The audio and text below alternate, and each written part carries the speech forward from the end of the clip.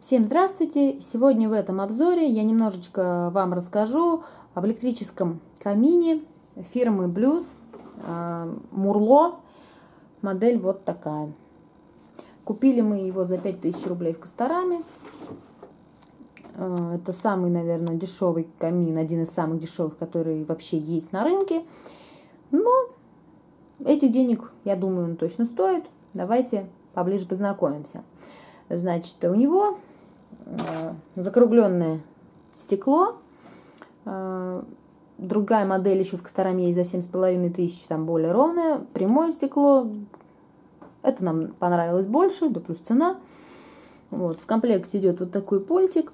Значит, что здесь может быть по подсветке? То есть здесь идет управление. Значит, можно сделать меньше дровишек, можно сделать дровишки ярче. Также и языки пламени можно сделать меньше или отключить вовсе и сделать максимальными. И на сером фоне у нас идет управление уже печкой. Печка здесь работает по типу тепловентилятора, то есть шумит сильно, дует сильно, греет быстро, ну, сушит воздух в свойственной себе манере и так далее. Значит, работает так. Здесь у нас мощность 1900, это максималка. И на втором режиме, то есть вот два режима есть. Также там кнопка есть снизу, переключение режимов и, собственно, вкл-выкл, если вообще его надо выключить. Здесь есть три режима. Режим мощного обогрева, да, то есть это 1900 и половинка 950, и режим автоматики, то есть там в инструкции написано, что если температура упадет там ниже 25 что ли градусов, он начнет греть автоматически, если выше, то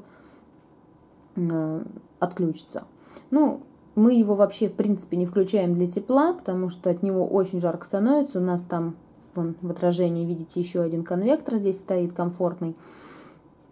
Так, вот давайте я вам включу, и вы послушайте, как он жужжит.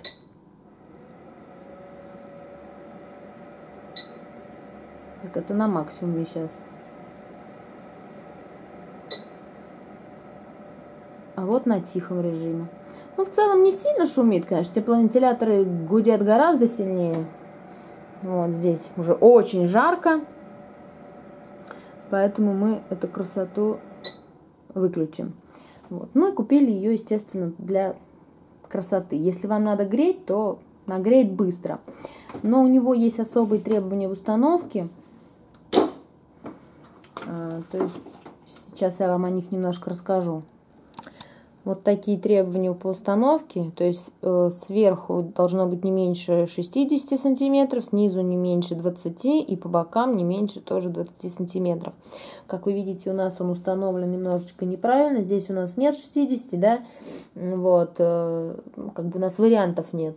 Поэтому мы особо его и не греем. Но рекомендуется, видите, здесь как бы вот что 60, потому что оттуда очень сильно жарит. И если вы его повесите под что-то, это что-то может очень сильно нагреваться. Вот. Ну и снизу должно быть расстояние, потому что оттуда он засасывает воздух, и отсюда он его выпускает. Вот, то есть, если вы задумаетесь о таком изделии, продумайте, если вам действительно куда его повесить. Ну а так, по большому счету, больше про него сказать нечего. Светит красиво. Единственное, что сейчас отсвечивает очень сильно, зеркалит. Вот. В темноте вообще красота. Звука здесь нет, потрескивания дровишек. Это уже на дорогих моделях появляется. Здесь звука нет.